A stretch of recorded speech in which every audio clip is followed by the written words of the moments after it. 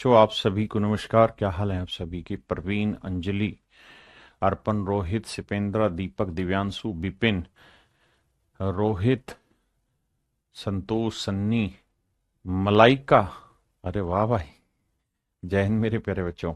मेरे प्यारे बच्चों, आप सभी को नमस्कार। आप सभी का मेरा स्वागत है मेरी क्लास में। मेरे नन्हे मुन्ने बच्चों, आइए पढ़ते हैं आगे।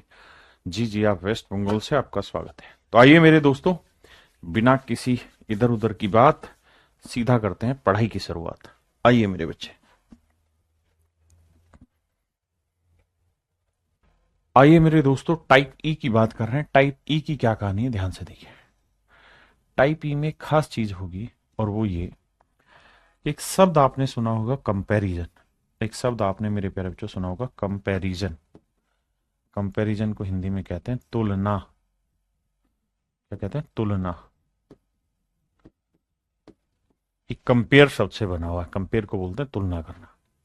मेरे दोस्तों, कंपैरिजन आप तीन चीजों के थ्रू बेसिकली करते हैं।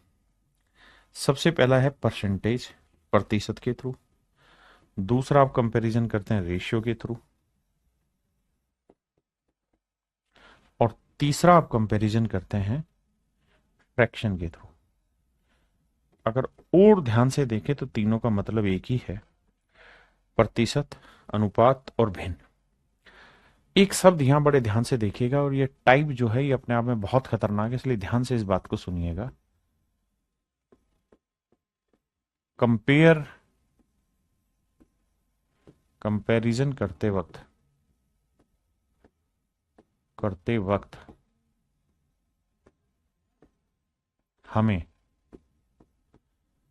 रियल वैल्यू लेने की जरूरत नहीं। लेने की जरूरत नहीं। जरूरत नहीं। मेरे दोस्तों, मैं ये कह रहा हूं कि जब भी आप कंपैरिजन कर रहे हैं तो वहां हमें रियल वैल्यू लेने की जरूरत नहीं। अब आप कहेंगे ये क्या राम कहानी लिखवाई, इस बात का अर्थ तो समझाओ। तो आ जाओ मेरे दोस्तों।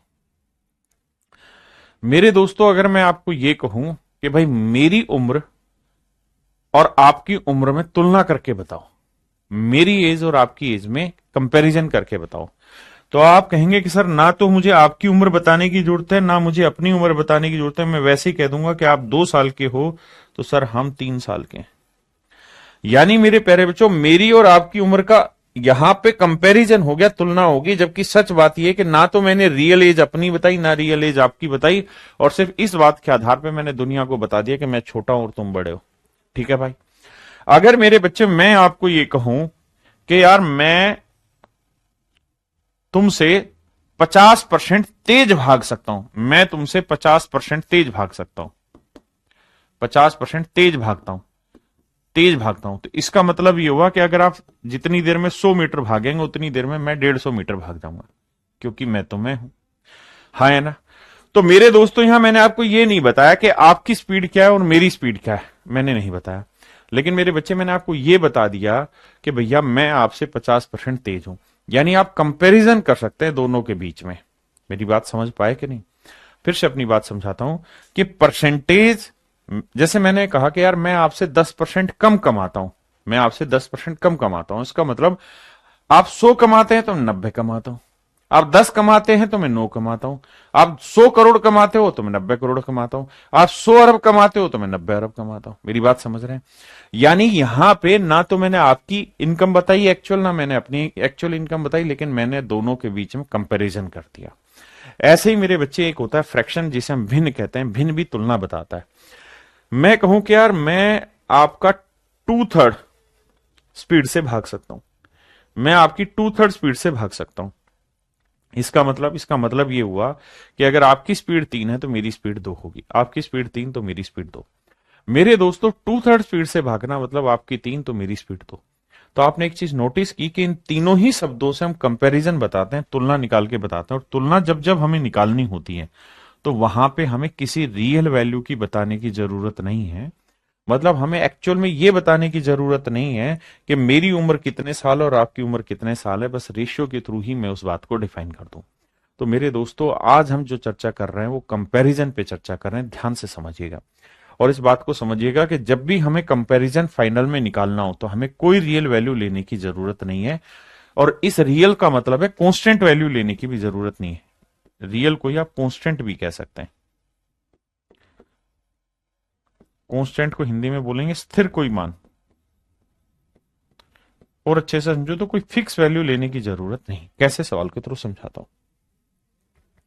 जैसे सवाल में कहता है किसी वृत्त की त्रिज्या 25% बढ़ा दी जाए, किसी सर्कल की रेडियस 25% बढ़ा दी जाए तो क्या होगा। तो मेरे दोस्तों एक बात बताओ, लेट्स से ये कोई सर्कल है, अब मैंने इसकी रेडियस बढ़ा दी और ये इतना ही बड़ा सर्कल हो गया, तो कहता है इसके एरिया में क्या परिवर्तन होगा। तो भाई 25% बढ़ा दी गई तो 25% की फ्रैक्शन क्या होगी, 1/4। बिल्कुल ठीक है, मतलब अगर पहले वाले की रेडियस 4 थी तो इसकी रेडियस 1 बढ़ गई, 25% मतलब 4 का 25% 1 बढ़ गई, तो अब रेडियस कितनी हो गई, 5।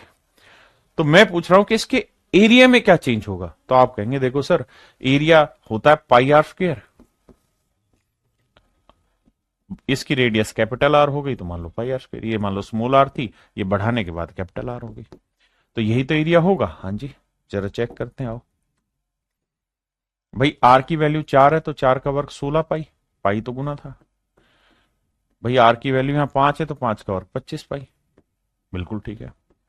अब सर एक मोटी बात समझना, क्या कि जब हम तुलना कर रहे हैं ना तो हमें इस पाई की जरूरत है ही नहीं। अगर आप इसे नहीं भी काटेंगे तो आप यही तो कहेंगे कि भाई 16 पाई से 25 पाई हो गया तो 9 पाई बढ़ गया, तो यानी सर 9 पाई इंक्रीज हो गया है किस पे, 16 पाई पे। तो कितना परसेंटेज, तो पाई से पाई गया, 1/16 कितना होता है सर, 6 सही 1/4%। तो 9/16 क्या होगा, 9×6 = 54, तो ये हुआ, और सर 9/4 ये हो गया, तो यह 2 सही 1/4, तो 54 और 2 56 सही 1/4%, यानी कुल मिला के 56 सही 1/4% इंक्रीज हो गया। अब मैं कहना क्या चाहता हूं उस बात पे फोकस करिए। मैं आपको मेरे दोस्त कहना ये चाह रहा हूं कि सच मायने में हमें इसकी जरूरत थी ही नहीं, ये तो फिक्स है। भाई सर्कल छोटा है तब भी पाई की वैल्यू 22/7 ही लिया आपने, बड़ा लोगे तब भी पाई की वैल्यू 22/7 है, यानी ये तो फिक्स है हर एक केस में। और मैं यही कह रहा हूं कि अगर सवाल के आखिर में परसेंटेज पूछा है, फ्रैक्शन पूछी है, रेशियो पूछा है, यानी कंपैरिजन पूछा है, तो वहां आपको रियल वैल्यू लेने की जरूरत नहीं है, कांस्टेंट या फिक्स वैल्यू लेने की जरूरत नहीं, उसके बिना भी आपका आंसर निकलेगा। तो अगर आप मेरे बच्चे हैं तो आपको सिंपल ये लिखना था कि भाई सर्कल का एरिया आर स्क्वायर होता है, कब, जब हमें कंपैरिजन निकालना हो। तो अगर सर्कल का एरिया आर स्क्वायर होता है तो 4 का वर्ग 16 और अब रेडियस 5 होगी तो 5 का वर्ग 25, तो इंक्रीज हो गया 9, 9 का इंक्रीज 16 पे, तो कितना आंसर। क्लियर है, 2-3 सवालों के थ्रू समझ आएगा। कहता है जी रेक्टेंगल की जो लेंथ है वो 37.5% बढ़ गई, आयत की लंबाई 37.5% बढ़ गई। तो मेरे बच्चों ये बताओ, लेंथ 37.5% बढ़ी तो 37.5% की फ्रैक्शन क्या होगी। आप कहेंगे सर 3/8। देखिए आप बहुत बड़े ढक्कन है अगर आप पढ़ के नहीं आएंगे तो फ्रैक्शन को, मतलब अगर लेंथ पहले 8 थी तो अब 37.5% यानी 3 बढ़ गई। पहले पहले और अब, पहले 8 थी तो अब हो गई 3। अगर ब्रेड्थ की बात करें तो ब्रेड्थ के बारे में कह रहा है 20% घट गई, तो 20% की फ्रैक्शन 1/5, यानी 5 का 20% 1 घट गई। तो ब्रेड्थ पहले 5 यूनिट थी तो अब 1 घट के कितनी हो गई, 4। तो कह रहा है जी एरिया बताओ, तो एरिया होता है लेंथ इंटू ब्रेड्थ। तो भैया लेंथ को ब्रेड्थ से गुना करोगे 8×5 = 40, और यहां 3 को 4 से गुना करोगे 12। इसका मतलब मेरे दोस्तों यही है ना भाई, सॉरी ये माफ करना माफ करना माफ करना, बिल्कुल बिल्कुल ठीक ठीक ठीक, ये 3 बढ़ी थी मेरे बच्चे, उसने कहा था कि लंबाई 37.5% बढ़ा दी जाए, मतलब 8 में 3 बढ़ा दोगे तो 11 हो जाएगी। मैं माफी चाहता हूं, आई एम सॉरी। और 20% मेरे प्यारे बच्चों घटाने की बात कर रहा है, तो हमने 5 का 20% 1 घटा दिया, तो पहले एरिया था 40, अब एरिया हो गया 11 चौक 44। तो भैया एरिया में क्या चेंज हुआ? तो सर 4 बढ़ गया एरिया। कितने पे सर? 40 पे। तो 100 पे कितना?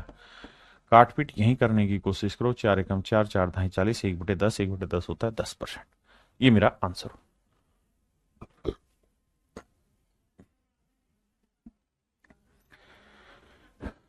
कहता है किसी वर्ग की भुजाएं 40% बढ़ जाती है। 40% की फ्रैक्शन क्या होती है जी? 2/5। मेरे बच्चे 20% की 1/5, तो 40% 2/5। यानी अगर स्क्वायर की जो साइड है, अगर मैं उसकी लेंथ s मान लूं, तो पहले अगर साइड की लेंथ 5 थी, तो अब कहता है 40% बढ़ गई, 2 बढ़ के कितनी हो गई? 7। तो पहले जो 5 थी, अब कितनी होगी मेरे बच्चे? 7। पहले 5 थी तो अब हो गई मेरे प्यारे बच्चों 7। अगर किसी स्क्वायर की साइड 40% बढ़ गई, मतलब 5 से 7 हो गई, तो कहता है इसके एरिया में क्या चेंज होगा? तो एरिया क्या होता है मेरे बच्चों? साइड का स्क्वायर।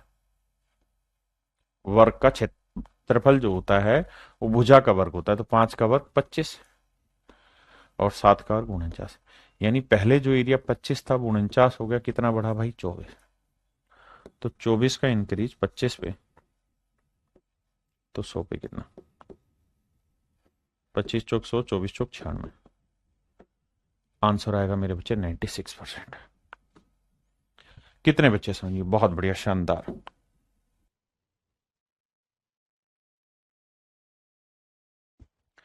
किसी लंबवर्तीय बेलन की आधार त्रिज्या 40% बढ़ा दी जाए और इसकी ऊंचाई 37.5% घटा दी जाए। देखो मेरे बच्चे, हमें ये समझना होगा कि बेस रेडियस 40% बढ़ा दें तो 40% की फ्रैक्शन क्या हो गई जी? 2/5। 20% 1/5, 40% 2/5। यानी बेस की रेडियस मेरे बच्चों 5 थी, तो 2 बढ़ के अब हो गई 7। और कहता है कि इसकी हाइट 37.5% घटा दें, तो 37.5% की फ्रैक्शन 3/8। यानी हाइट अगर इसकी 8 थी, तो मेरे बच्चे 3 घट के कितनी हो गई? 5। हाँ जी। तो इसके वॉल्यूम में क्या चेंज होगा? तो वॉल्यूम होता है मेरे प्यारे बच्चों क्या? पाई आर स्क्वायर एच। जिन बच्चों को नहीं पता वो अभी छोड़ दो, इस फार्मूले को लिख लेना। जिनको पता है वो तो खुश हो जाएंगे। तो मेरे दोस्तों, वॉल्यूम होता है पाई आर स्क्वायर एच। और मैंने आपको ये बात समझाई कि जब भी आप कंपैरिजन निकाल रहे हैं, तो जो चीज कांस्टेंट रहती है, हर एक बार फिक्स रहती है, उसको हटा दो। तो पाई हटा दिया, तो आर स्क्वायर एच करेंगे तो आर की वैल्यू 5 का वर्ग 25 और एच की वैल्यू 8। 25 8 है 200। आर की वैल्यू 7 है, एच की वैल्यू 5, तो 7 का वर्ग 49 और एच की वैल्यू 5। क्योंकि भाई मुझे तो आर स्क्वायर इंटू एच करना है, तो 7 का वर्ग 49 गुना 5 करना है, तो यह आएगा 245। आपने कहा जी ठीक है, इसमें तो कोई दो राय नहीं है। तो मेरे बच्चे बताओ वॉल्यूम कितना बढ़ गया? तो सर 45 बढ़ गया वॉल्यूम। तो 45 बढ़ गया है मेरे भाई किस पे? 200 पे। तो 100 पे कितना? भाई 2 जीरो से 2 जीरो काटा, 2 से काटा 22.5। तो आंसर आया मेरे प्यारे बच्चों 22.5%। That is in option A.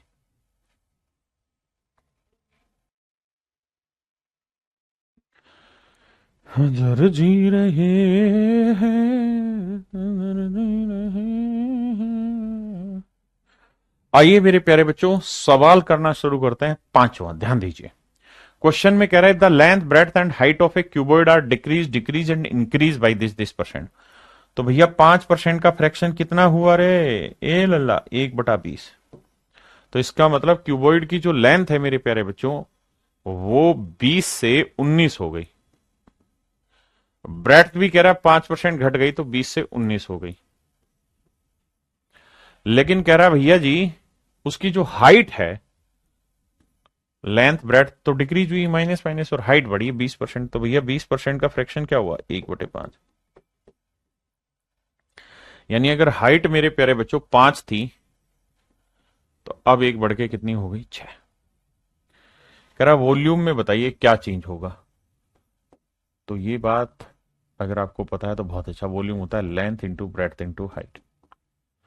Length into breadth into height. तो देखो यार, 20 गुना 20 करोगे 400, 400 गुना 5 करोगे 2000। तो लेंथ ब्रेड्थ हाइट आएगी 2000। हाँ जी, इन्हीं को मैं दूसरे तरीकों से भी एक्सप्लेन करूंगा बट ऑन लेटर टाइम। अब आ जाइए, 19 को 19 से गुना करेंगे 361, 361 को 6 से करेंगे, 6 एकम 6, 6 छिंग 36, और 6 ती 18 और 3 21, 2166। हाँ जी, अब भैया कितना बढ़ गया है? तो 166 बढ़ गया है वॉल्यूम। कितने पे भैया? 2000 पे। तो 166 का इंक्रीज है 2000 पे, तो 100 पे कितना? नजर जा रहे हो 83/10 आया, 2 से काटा तो, यानी आंसर आया 8.3%। 8.3% मेरे प्यारे बच्चों मेरा सही उत्तर। 8.3% मेरा सही उत्तर है। Sir why not class open in iPhone? Lalit Baghel भाई, आईफोन में भी क्लास ओपन होती, क्या बात कर दी?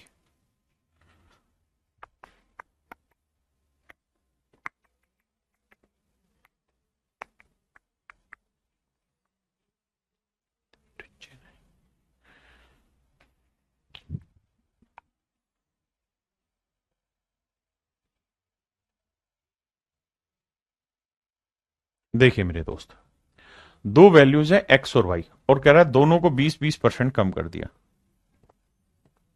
तो 20% की फ्रिक्शन 1/5, और ध्यान रखना कम किया है। एक्स की वैल्यू 5 से एक घट के कितनी हो गई? 4।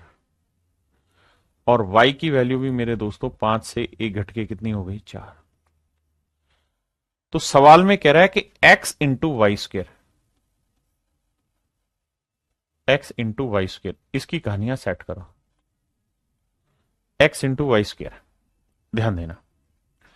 तो एक्स की वैल्यू 5 रखेंगे, और वाई की वैल्यू 5 का वर्ग 25, 25 पांजे 125, यानी पहले जो रिजल्ट 125 था, अब कितना हो गया? एक्स की वैल्यू 4 और वाई की वैल्यू 4 का वर्ग 16, 16 चौको 64। अब ध्यान से मेरी बात को सुनिएगा, मतलब पहले जो वैल्यू 125 थी अब 64 हो गई, कितने की कमी हो गई? 61 की। 61 की कमी 125 पे, तो 100 पे कितने? 25 चौक 100, 25 पांजे 125। अब देखो, 5 से काटेंगे, 5 12 60, और 5 दूनी 10, 4 से गुणा करोगे, 4 दूनी 8, 4 दूनी 8, 4 एकम 4, 48.8%। दैट इज इन ऑप्शन सी।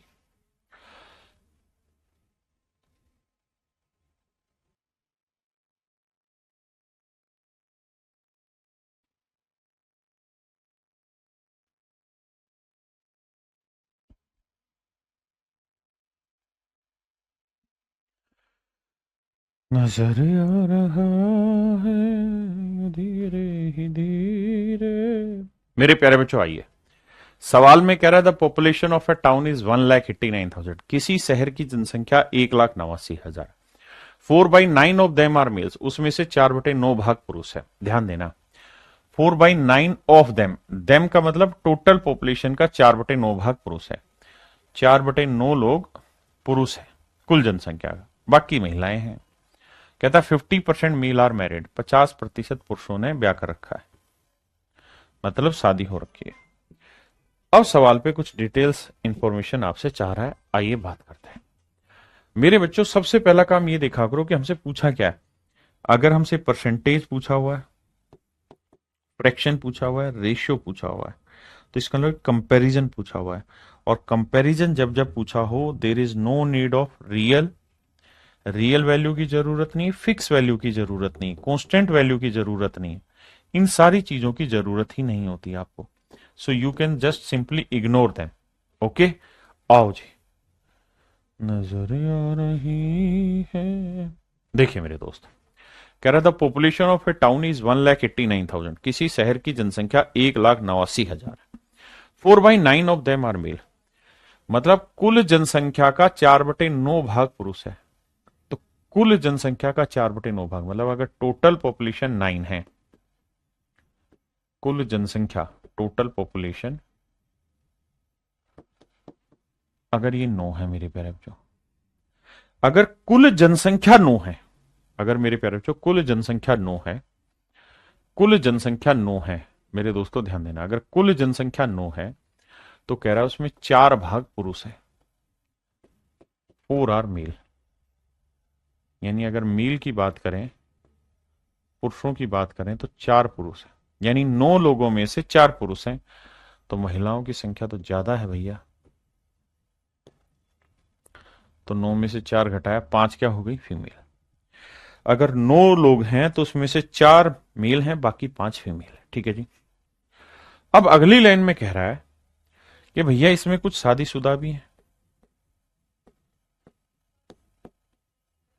और शादीशुदा की बात कर रहा है कि भाई 50% लोग शादीशुदा है, 50% ऑफ द पॉपुलेशन, नहीं 50% मेल्स आर मैरिड, 50% पुरुष शादीशुदा है। तो मेरे दोस्तों 4 पुरुष हैं, 4 का 50% दो शादीशुदा है। अब मेरे बच्चों बात हो रही है एक शहर की, एक शहर की, तो तय है कि उस शहर में जो 2 पुरुष शादीशुदा हैं उनकी औरतें भी तो होंगी और वो उसी शहर में रह रही होंगी। ऐसा थोड़ी है कि 2 आदमियों की शादी हुई औरतें कहीं और होगी दूसरे शहर में, नहीं। मानना यही होगा कि सर अगर 2 पुरुष शादीशुदा हैं तो ये हुए होंगे किससे भैया? 2 महिलाओं से, यानी महिलाओं में 2 ही महिलाएं शादीशुदा है, यानी 5 में 2 महिलाएं शादीशुदा है। ये अर्थ मेरे प्यारे बच्चों हमें इसका निकालना पड़ेगा, वरना बात नहीं बनेगी। अब पहला सवाल लेते हैं। पहले सवाल में क्या कह रहा है भैया? कह रहा प्रतिशत विवाहित जनसंख्या ज्ञात करें, मतलब जनसंख्या में विवाहित कितना परसेंट है बताइए। तो जनसंख्या कितनी ली भैया? हम 9, और इसमें मैरिड कितने हैं? 2 तो पुरुष शादीशुदा हैं साहब, और 2 हैं जी महिलाएं शादीशुदा। तो टोटल कितने शादीशुदा हो गए जी? 4। तो कह रहा है जी कितना परसेंटेज हो गया ये? क्योंकि जनसंख्या में शादीशुदा कितने हुए? 4/9। समझ रहे हैं ना? तो यह आया 44 सही 4/9%। पहला आंसर तो ये। दूसरा, अगली लाइन में पूछ रहा है कि प्रतिशत विवाहित महिला ज्ञात करो, मतलब महिलाओं में विवाहित कितना परसेंट है, महिलाओं में विवाहित कितना परसेंट है। तो महिलाएं कितनी थी भैया? 5, और इसमें विवाहित कितने हैं? 2। तो कह रहा है जी परसेंटेज निकाल के बताओ। तो मेरे दोस्तों 1/5 हुआ 20, 2/5 हुआ 40%। ये मेरा आंसर हो। तो प्रतिशत महिलाएं जो शादीशुदा हो 40। ध्यान देना, यहां महिलाओं में विवाहित परसेंटेज पूछा था, जनसंख्या में विवाहित परसेंटेज पूछा था। बहुत सारे ढक्कन इस बात को समझेंगे नहीं, तो ढक्कन खोलो दिमाग का और समझो।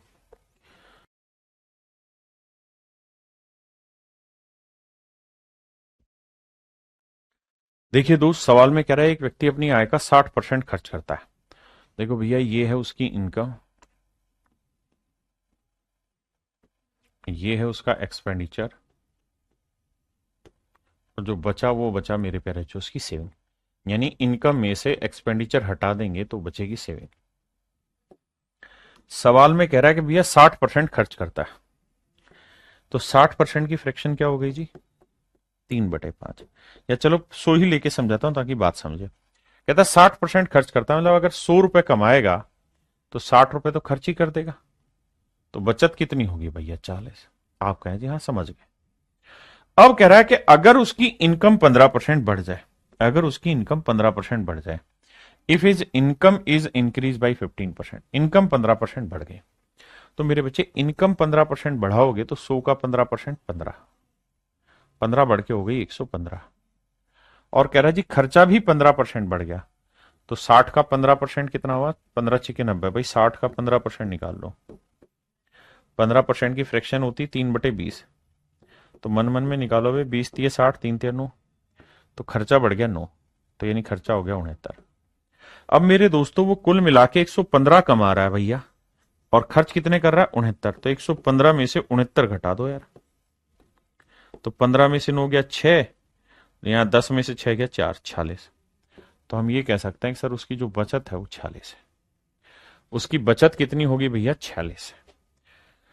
तो उसकी बचत पहले थी 40, अब हो गई 46, कितनी बढ़ गई? 6। एक चीज और भी ध्यान रखना, ये बात आप यहां से भी निकाल सकते थे कि भाई इनकम 15 बढ़ी, खर्चा 9 ही बढ़ा, तो 15 में से 9 खर्चा हटा दिया तो बाकी 6 क्या बढ़ जाएगी? बचत।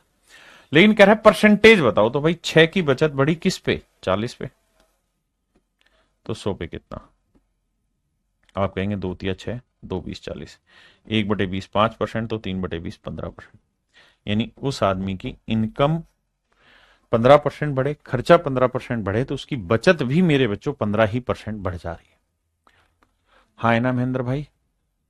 देखो, महेंद्र भाई ने कमेंट करे 3। पहला कमेंट किया राधे राधे, फिर लिखा बोलो तो कुछ, फिर आगे लिखा राम राम, फिर आगे लिखा महेंद्र भाई ने राकेश सर की जय हो। अरे मेरे महेंद्र भाई, मान जा, धरती पे टिक जा, पढ़ ले। अगर आप इस बात पे विश्वास करते हैं कि मैं आपके कमेंट पढ़ूं और आपको एंटरटेनमेंट दूं, तो मेरे बच्चे उससे आपका सिलेक्शन नहीं होगा। ये बात ध्यान रखना। सिलेक्शन के लिए कमेंट जरूरी नहीं है। आपके डाउट होंगे वो मैं जरूर पिक करूंगा जो कर रहा हूं। दूसरा, मैं पढ़ाते हुए मैं रजनीकांत तो हूं नहीं कि यूं यूं लिखता रहूं, यूं लिखता रहूं, तुम्हारी तरह देखता रहूं, यूं यूं करता रहूं। ऐसा तो हो नहीं सकता भाई, हूं तो आदमी है। तो फिर मैं इधर देख रहा हूं, इधर लिख रहा हूं, तो इधर ही देख रहा हूं यार। तो समझा करो भाई थोड़ा।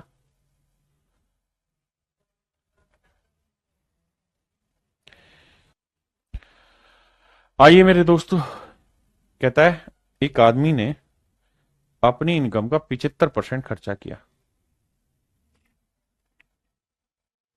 एक आदमी ने अपनी इनकम का 75% खर्च किया, ठीक है जी। तो भैया ये उसकी इनकम है, ये एक्सपेंडिचर, और ये उसकी सेविंग। 75% खर्च किया, तो मेरे दोस्तों 75% की फ्रैक्शन हो गई 3/4। हाँ जी, आप 100 माने तो 100 मान लीजिए, वरना 3/4 ले। 100 माइनस 75% खर्च किया, तो बाकी 25% बचत किया। अब कह रहा है कि भैया उसकी इनकम 20% बढ़ गई। तो 20% बढ़ गई तो इनकम कितनी इंक्रीज हो गई? 20। और खर्चा भैया 10% बढ़ा, तो भैया इनकम हो गई 120। यही था ना? कह रहा है जी खर्च जो है उसका वो 10% बढ़ गया। तो भैया 75 का 10%, मूर्ख से मूर्ख आदमी भी जानता है 10% 7.5 हो जाएगा। तो 7.5 रुपए आपका खर्चा बढ़ गया। तो नया खर्चा हो गया 82 रुपए 50 पैसे, या 82.5। तो कह रहा है जी उसकी बचत में क्या होगा? तो भैया 120 में से आप क्या करो, 82.5 हटाओ। हाँ जी, 82.5 हटाओ। तो कैसे हटाएं भाई? यहाँ 0, 10 में 5 गया 5, यहाँ 9 रहा, 9 में 2 गया 7, बिल्कुल ठीक है। यहाँ 11 में 60 गया 3, तो आएगा 37.5। तो नई बचत हुई 37.5। ये तो है मेरे भाई मूर्ख बच्चे के काम। जो समझदार है वो ये देखेगा कि भैया इनकम बढ़ गई 20 रुपए, समझो 20 रुपए, और उसमें से खर्चा केवल 7.5 ही एक्स्ट्रा होने लगा। तो 20 में से 7.5 हटा देंगे तो बचा कितना? 12.5। तो इसका मतलब सेविंग 12.5 बढ़ गई। हम सीधा ही निकाल लेते हैं, हमें इन चीजों की जरूरत ही नहीं थी। अब कह रहा है कि बचत में प्रतिशत वृद्धि बताओ। तो भाई 12.5% की वृद्धि हुई है, और पहले बचत कितनी थी? 25। तो कह रहा है परसेंटेज बताओ। आप जानते हैं 12.5 का डबल होता है 25, तो 1/2 होता है 50%। तो option D is your right answer.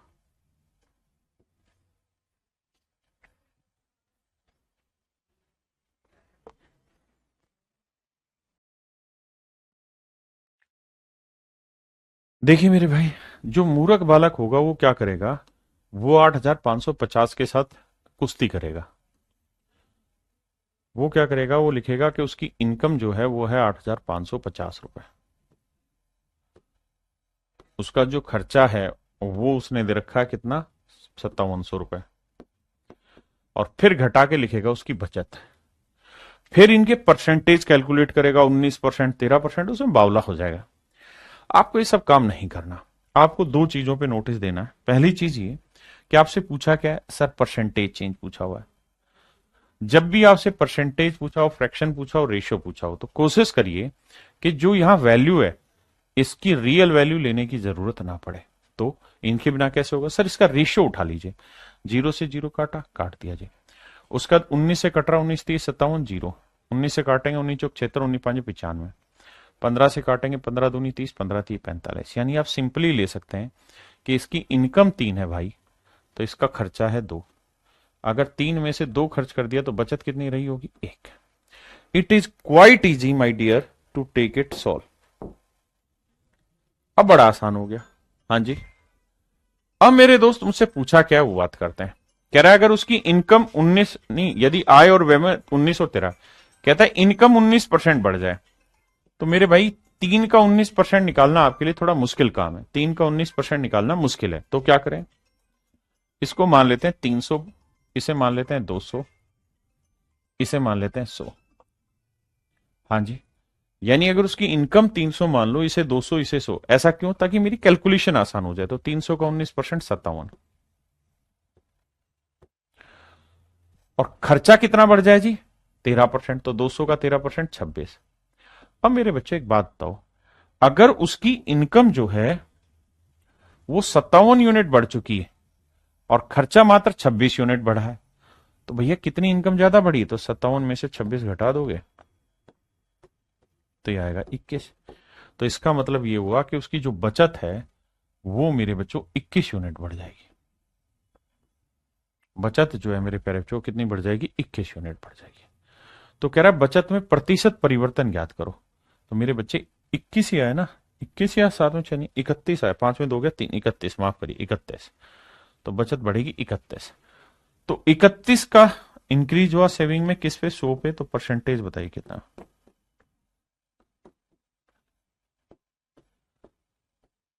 तो मेरी प्यारे बच्चों मेरा आंसर होगा ऑप्शन सी, कि भैया उसकी बचत में 31% का इंक्रीज होगा।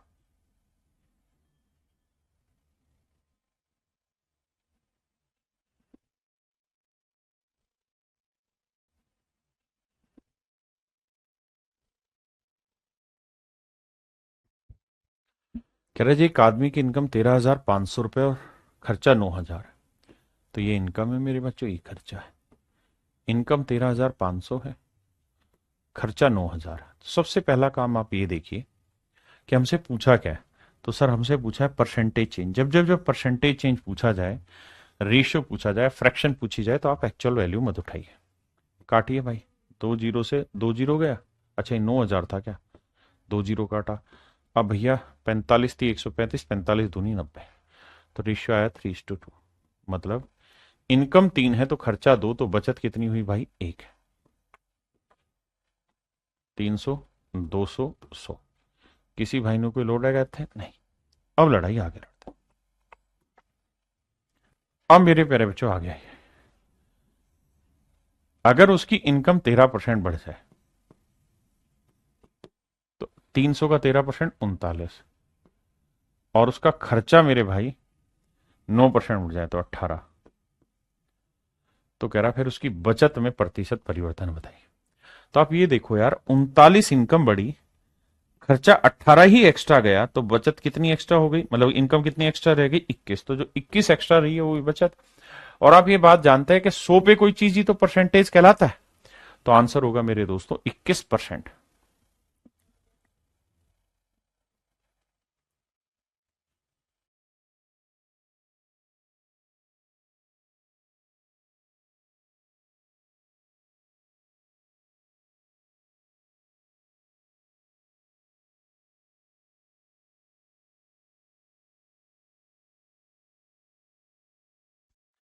सवाल में मेरे भाई कह रहा है कि चीनी का दाम 16 से 2.3% बढ़ जाता है।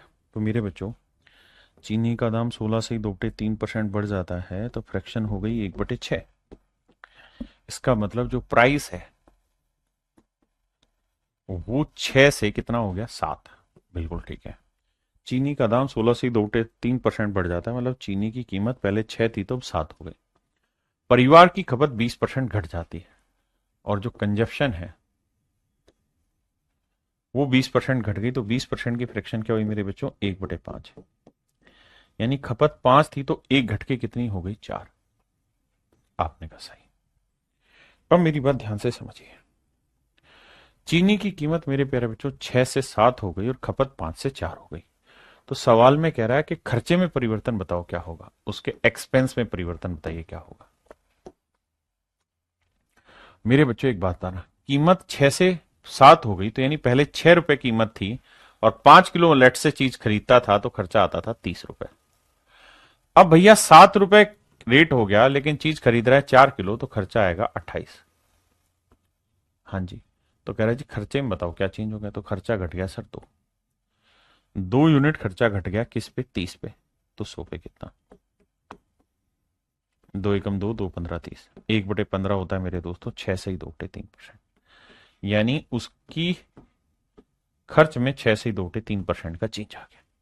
ऑप्शन ए मेरा राइट आंसर। मेरे बच्चों सवाल में कह रहा है कि sale of a cinema ticket is increase by 57:1/7%। किसी सिनेमा के टिकटों की बिक्री 57 सही 1/7% बढ़ गई। मेरे बच्चों सबसे पहले इसकी फ्रैक्शन उठा लो। 57 से 1/7% की फ्रैक्शन 4/7। फ्रैक्शन पे काम आपको ही करना है, तो मैं नहीं करूंगा अभी ये। तो भैया जो सेल है वो 7 से कितनी हो गई, 11। बिल्कुल ठीक है। और जो इसकी प्राइस है वो 16 सही 2/3% बढ़ गया। कीमत 16 सही 2/3% बढ़ गया, फ्रैक्शन हो गई 1/6। प्राइस अगर उसका 6 था तो एक बढ़ के कितना हो गया, 7। तो कहता है उसकी रेवेन्यू में फर्क बताओ क्या हुआ, यानी आय में फर्क बताओ क्या हुआ। तो मेरे दोस्त आप ऐसे समझिए इस बात को कि सर अगर 7 टिकटें बिकती थी और एक टिकट 6 रुपए की थी तो उसकी आय हो गई 42। और अगर उसकी 11 टिकटें बिक रही और एक टिकट 7 की है तो उसकी इनकम हो गई 77। सर बिल्कुल ठीक है। यानी जो रिवेन्यू 42 थी अब वो 77 हो गई। किसी भाई ने कोई लोड लगा थे नहीं। तो मेरे बच्चों उसकी रिवेन्यू कितनी बदल गई, सर 35 बढ़ गई उसकी रिवेन्यू। तो 35 का इंक्रीज आ गया मेरे प्यारे बच्चों किस पे, 42 पे। तो 100 पे कितना, तो 7×5 = 35, 7×6 = 42, 5/6। अब 5/6 को हम लिख सकते हैं 1 - 1/6। तो एक होगा 100% और 1/6 होगा 16 सही 2/3%। And finally you will get answer 83 सही 1/3%। ये मेरे नन्हे मुन्ने बच्चों मेरा सही आंसर होगा, option D. Option D is your correct answer.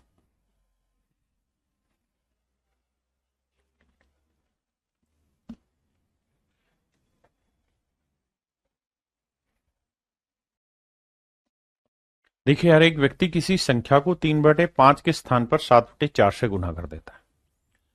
मेरे प्यारे बच्चों मान लीजिए ये कोई नंबर है और इस नंबर को 3/5 से गुना करना था, लेकिन गुना किससे कर दिया इसी नंबर को, 7/4 से। ये गलत किया और ये सही था। A man multiplied A number by 7/4 instead of 3/5।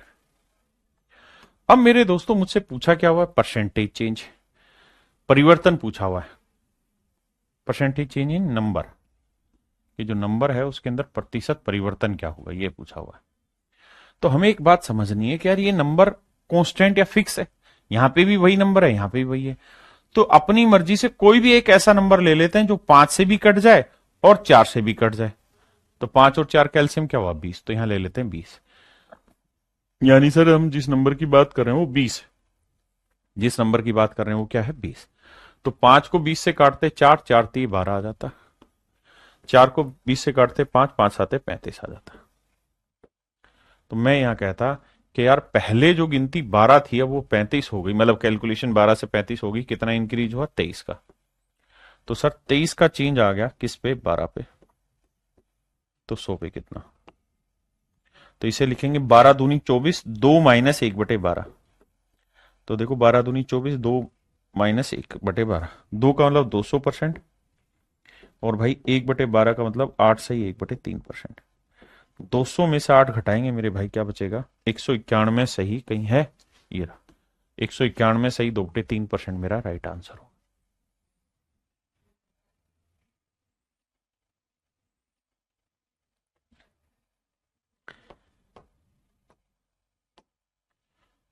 करो करो करो।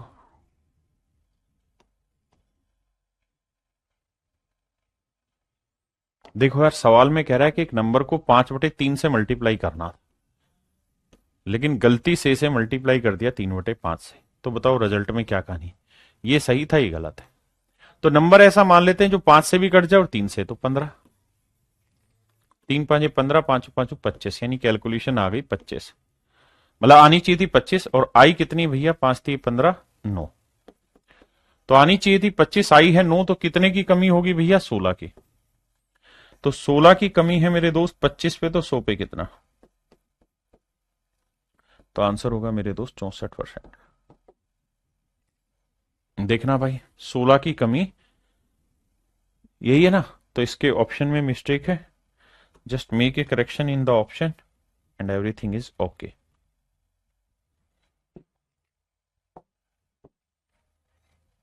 Option C is absolutely right. आइए मेरे बच्चे, सवाल में कह रहे हैं labour work 60 hour per week. एक लेबर है और वो जो टाइम इन्वेस्ट कर रहा है मेरे भाई, टाइम पर वीक जो इन्वेस्ट कर रहा है काम करने में, वो कर रहा है 60 आवर पर वीक। एक सप्ते में 60 घंटे इन्वेस्ट करता है और उसकी जो मजदूरी है, मजदूरी जो है मेरे भाई वो है 2400 रुपए। मजदूरी है 2400 रुपए, बिल्कुल ठीक है। तो इसका मतलब उसे पर घंटे मजदूरी मिलती होगी, पर आवर। पर आवर भैया उसको पैसे मिलते होंगे, तभी तो भैया कितने सप्ते में कितने घंटे काम किया, डेली के घंटे के कितने, तभी तो 2400 रुपए मिला। हाँ जी सर। तो अगर थोड़ा सा दिमाग दौड़ाओगे तो सोचो कि 2400 घंटे की कमाई उसने कर ली है कितने दिन में, ना कितने घंटे में, 60 घंटे में। हाँ जी। तो एक घंटे की कमाई क्या हुई, 40। तो हम ये लिख सकते हैं सर 40 रुपए पर आवर उसकी कमाई थी, 40 रुपए प्रति घंटे उसकी कमाई थी, 60 घंटे काम किया तो 2400 रुपए की मजदूरी उसने कमा दी। बिल्कुल ठीक है। अब वो ये कह रहा है कि अगर उसका पर घंटे सैलरी 40% बढ़ गई, पर घंटे सैलरी 40% बढ़ गई, तो पर घंटे सैलरी है कितनी भाई, 40 रुपए। और अब कह रहा है इसके अंदर 40% इंक्रीज हो गया, per day per hour salary जो है increase by 40%, per hour wages. तो अगर पर आवर वेजेस 40% इंक्रीज हुआ तो 40% की फ्रैक्शन क्या हुई दोस्त, 2/5। तो 5×8 = 40, 8×2 = 16। तो यानी अब उसकी पर आवर वेजेस 16 रुपए बढ़ गई। तो पहले 40 रुपए था, अब 16 रुपए बढ़ गया भैया। तो अब हम कह देंगे कि पर आवर वेजेस 56 रुपए प्रति घंटा होगा। बिल्कुल ठीक है। और कह रहा है कार्य करने का जो समय है वो 16 से 2/3% घट गया। तो 16 से 2/3% की फ्रैक्शन 1/6। किसका, 60 का। तो 60 का 1/6 निकालोगे क्या आएगा भाई, तो ये आएगा सर 10 घंटे। तो हम ये कह सकते हैं कि सर काम करने का जो समय है वो 10 घंटे घट गया। तो अब कितने बचा, 50 घंटे। तो मेरे नन्हे मुन्ने प्यारे बच्चों, हम ये कह सकते हैं कि 50 घंटे वो काम करेगा और हर घंटे की दिहाड़ी मिलेगी 56 रुपए। तो पूरे सप्ते की मजदूरी कितनी हो जाएगी, गुना करेंगे सर, तो ये आ जाएगी 56 का आधा कितना हो, 2800 रुपए। गुना करेंगे ना, 50 × 56। हाँ जी। तो यानी कुल मिला के 2800 रुपए मेरे प्यारे बच्चों उसकी मजदूरी हो गई। तो पहले मजदूरी कितनी थी, 2400। अब मजदूरी कितनी हो गई, 2800। कितनी बढ़ गई भाई, 400। तो 400 रुपए मजदूरी बढ़ी है कितने पे मेरे दोस्त, 2800 पे या 2400 पे, 2400 पे। तो कह रहा कितना परसेंटेज इंक्रीज हुआ, 4 एकम 4, 4 6 24, 1/6 मतलब 16 सही 2/3%। यानी उसकी मजदूरी की जो लागत, मजदूरी में जो इंक्रीजमेंट है वो 16 से 2/3% है। आप कहेंगे सर बात सही है, बात सही है, कुछ और बात बताओ। आओ मेरे दोस्त कुछ और बात करें। सर एक चीज आपने कही थी कि भाई अगर सवाल के आखिर में उसने कंपैरिजन पूछा हो, परसेंटेज पूछा हो, फ्रैक्शन पूछा हो, तो there is no need to take real values. तो हमें रियल वैल्यू लेने की जरूरत नहीं। बिल्कुल सही बात है सर, इसमें कोई दो राय नहीं है कि हमें उस केस में रियल वैल्यू लेने की जरूरत नहीं। तो क्या करें, तो क्या करें सर, तो मेरे प्यारे बच्चों एक तरीका है। क्या, कि भाई ये बताओ कि प्रति घंटे उसकी जो मजदूरी है वो कितनी बढ़ रही है, 40%। बिल्कुल ठीक है सर। अगर 40% उसकी पर घंटे मजदूरी बढ़ रही है तो 40% की फ्रैक्शन 2/5। इसका मतलब उसकी मजदूरी पर घंटे पहले 5 रुपए होती थी, तो अब 2 बढ़ के कितनी हो गई, 7 रुपए। यानी यूं कह सकते हैं कि 7 रुपए घंटे अब मजदूरी होगी, पहले 5 रुपए घंटे मजदूरी होती थी। और कार्य का जो समय है वो 16 से 2/3% घट गया। कार्य करने का समय 16 से 2/3% यानी 1/6 कम हो गया। मतलब अगर वो पहले 6 घंटे काम करता था तो अब 1 घंटे कम 5 घंटे हो गया। हाँ जी। तो मेरे बच्चों एक बात बताओ, अगर वो डेली 6 घंटे काम करेगा तो 5 रुपए के हिसाब से कितनी मजदूरी बनेगी, 30। और अब अगर वो 5 घंटे काम करेगा तो 7 रुपए के हिसाब से मजदूरी कितनी बनेगी? 35। तो मजदूरी में कितना इंक्रीज हो गया? 5 का। तो 5 का इंक्रीज हुआ 30 पे, तो 100 पे कितना? 5 एकम 5, 5 छंग 30, 16 सही 2/3%। मजदूरी में 16 सही 2/3% का इंक्रीज हो गया। क्या किसी भाई को दिक्कत है? जल्दी से बताइए। लेकिन मेरे प्यारे बच्चों, ये तरीका गलत है, ये तरीका गलत है। आंसर इस तरीके से सेम आ रहा है, लेकिन तरीका गलत है। तरीके में गलती क्या हो, ध्यान से समझिए। पीछे भी एक सवाल आया, जैसे मान लीजिए मैंने एक सवाल दिया आपको, बड़े ध्यान से मेरी बात समझना, कि यार एक आदमी है, वो अपनी इनकम का, बड़े ध्यान से समझना, वो अपनी इनकम का, उसकी इनकम 15% बढ़ जाती है, इनकम 15% बढ़ जाती है, खर्चा भी 15% बढ़ जाता है। और मेरे प्यारे बच्चों, तो बताओ उसकी सेविंग में क्या चेंज होगा? बढ़ेगी, घटेगी, क्या होगा और कितना परसेंटेज चेंज होगा? तो अगर आप इसी तर्ज पे काम करेंगे तो आप ये कह देंगे कि इनकम 15% बढ़ गई, तो 15% का मतलब 3/20, यानी इनकम 20 थी तो 3 बढ़ के कितनी हो गई? 23। और खर्चा भी 15% बढ़ गया, तो 15% तो यानी 20 से कितना हो गया? 23। तो भैया 20 ही कमा रहे थे, 20 ही खर्च कर रहे थे, तो बचत 0 थी। अब 23 ही कमाया, 23 ही खर्च किया, तो बचत 0 हो गई। ऐसे तो आप निकाल ही नहीं पाएंगे।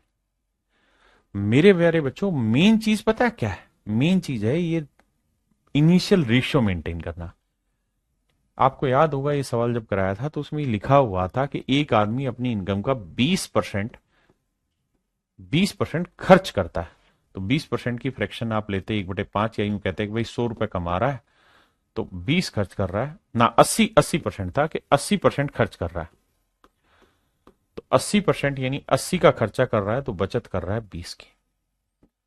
हाँ जी, यानी ये रेशियो जरूरी था। अगर आप इस रेशियो को भूल जाएंगे तो नहीं होगा। अब 15% इसका निकाले, 15% इसका निकाले, तो आपका आंसर सही आएगा। मैं फिर से अपनी बात समझाता हूं। मैं आपको यह कहना चाह रहा हूं कि जो उसने बेसिक आइडेंटिटी दी है ना, उसको इग्नोर मत कर देना सवाल में, उसको रखना जरूरी है।